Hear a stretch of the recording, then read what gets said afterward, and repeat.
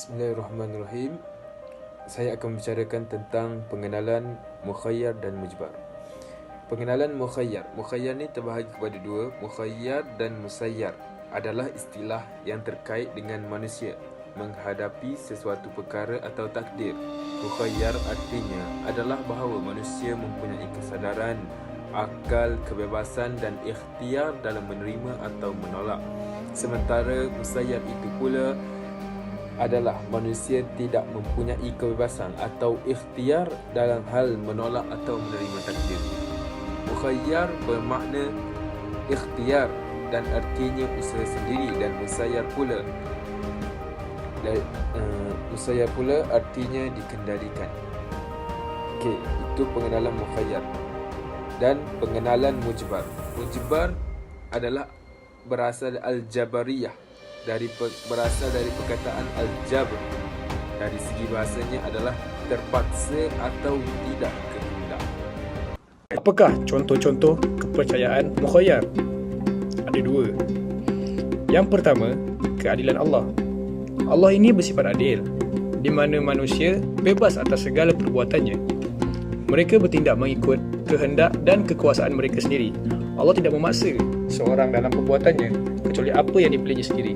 Jadi manusia ini bebas untuk memilih apa yang dia nak. Yang kedua, kadar dan perbuatan manusia. Allah ini maha bijaksana. Tidak mungkin Allah menghendaki manusia berbuat sesuatu yang bertentangan dengan kehendaknya.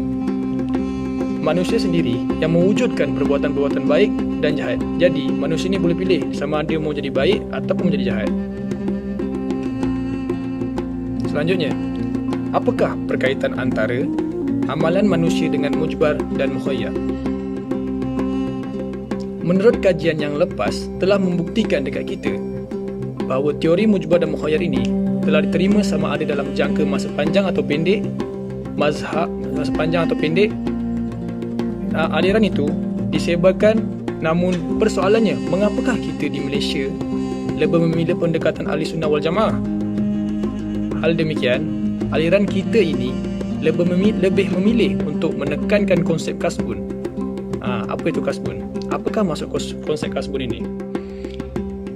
Konsep kasbun, ia merupakan suatu perkara atau usaha yang dilakukan oleh seseorang manusia dalam melakukan atau memperoleh sesuatu perkara dan mempercayai bahawa hasil sesuatu perkara itu ialah suatu yang telah Allah Subhanahu Wa Taala berikan selepas telah melakukan usaha.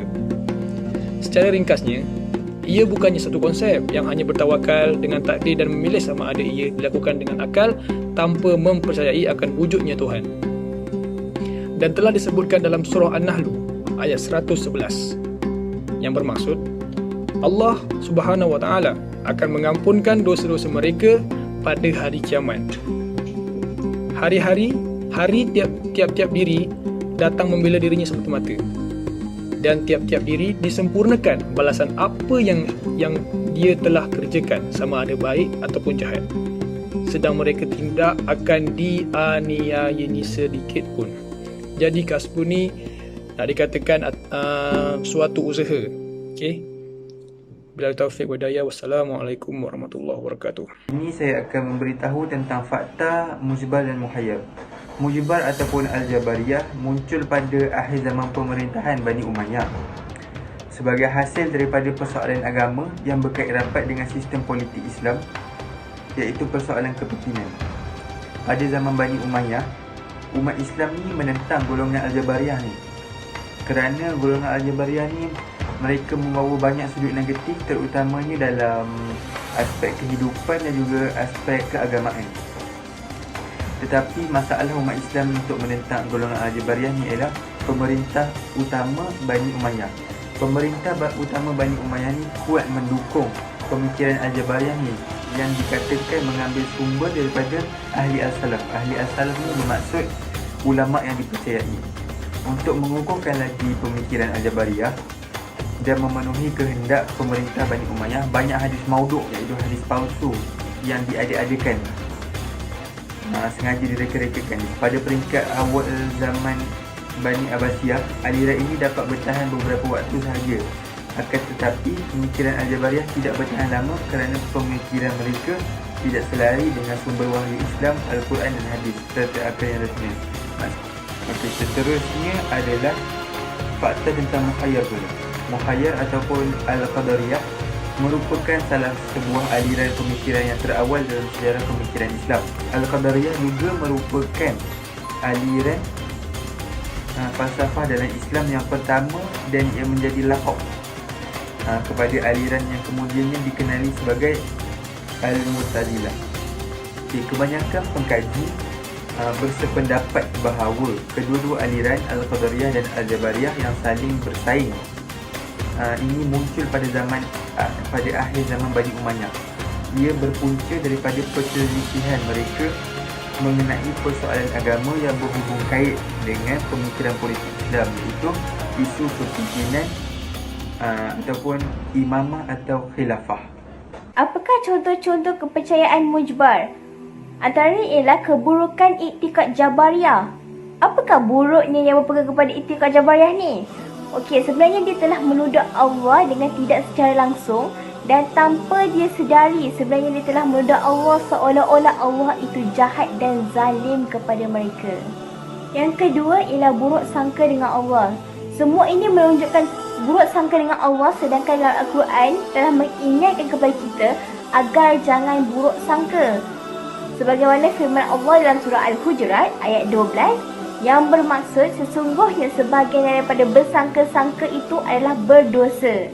Ayat ini telah jelas menunjukkan bahawa kita tidak boleh buruk sangka dengan makhluk Allah sekalipun, betapa lagi dengan Allah sendiri. Semua buruk sangka itu sebenarnya adalah berdosa. Yang ketiga, menyalahkan keburukan kepada Allah, iaitu keburukan ni kalau dah menimpa diri kita, kejahatan dan keburukan itulah yang disalahkan kepada Allah. Bahawa kejahatan dan keburukan yang menimpa itu kerana sudah ditentukan oleh Allah, tidak ada kuasa manusia untuk berbuat sesuatu. Jadi hanya yang jahat dan buruk itu sahaja kepada yang disandarkan kepada Allah. Kesimpulan amal mujbar dan mukhayyar ini menunjukkan bahawa walaupun aliran Al-Jabariyah ataupun Al-Mujbirah telah menghilang dari dunia Islam, namun pengaruh dan kesan pemikirannya masih wujud dan diwarisi serta diterima pakai oleh majoriti umat Islam pada masa kini, termasuklah di Malaysia. Hasil kajian ini menunjukkan bahawa walaupun aliran Al-Qadariyah atau kemudiannya lebih dikenali sebagai Al-Mu'tazilah atau disinonimkan dengannya telah menghilang dari dunia Islam, namun pengaruh dan kesan pemikirannya masih wujud dan masih relevan kepada minoriti umat Islam khususnya di Malaysia. Majoriti umat Islam sebaliknya berada pada posisi menentang pemikiran tersebut kerana mereka secara umumnya menanti pemikiran Ahli Sunnah wal Jamaah yang menjadi pegangan rasmi mereka.